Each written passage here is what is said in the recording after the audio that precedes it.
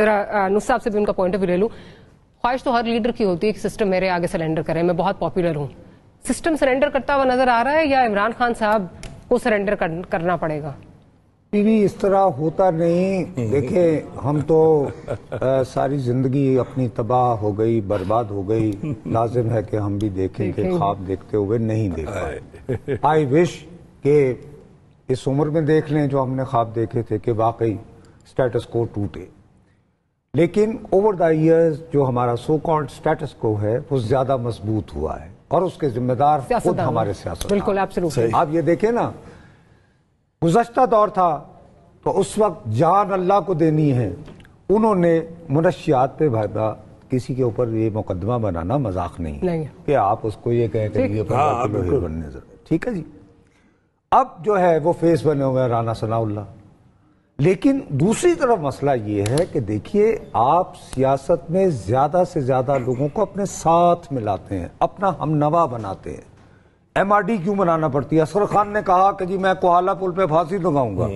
Election جب ملتوی ہوئے ایم آر ڈی میں شامل, یعنی کہ جماعتیں اکٹھی ہو گئی. ان کا جو پرابلم یہ ہو رہا ہے کہ یہ کہتے ہیں کہ صرف میں ہوں, گلیاں ہومن سنجیاں وچ مرزا یار پھرے. تو مرزا یار نہیں پھر سکتا.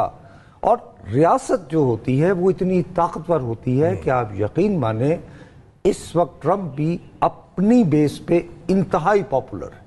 لیکن ایف بی آئی وہاں گئی نا, انہوں نے نکسن کے بعد پہلی مرتبہ جو ہے وہ فائل نکلوائی گئی. ہمارے ہاں ہم جو کنفیوز کر رہے ہیں وہ ایک پولیٹیکل سٹرگل کو ہم ٹویٹر کی مقبولیت کے ساتھ کنفیوز کرتے تھے. کلک جو ہے نا, یہ کلک سیکنگ, یہ پولیٹیکل عمل نہیں ہے.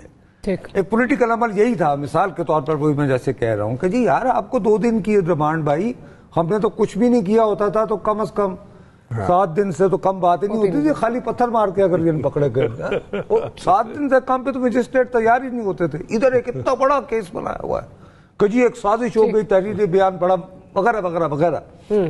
دوسرا مسئلہ یہ ہوا کہ چلیں یہ بھی ہوا تھا تو آپ خود, کوئی اور نہیں, عمران خان صاحب کہتے ہیں اس کو یہ بیان نہیں دینا چاہیے تھا. اس کے 1 دن بعد آپ کے سب سے زیادہ اگریسو سینیٹر فیصل جاوید ایوان بالا میں کھڑے ہو کے کہتے ہیں کہ نہیں.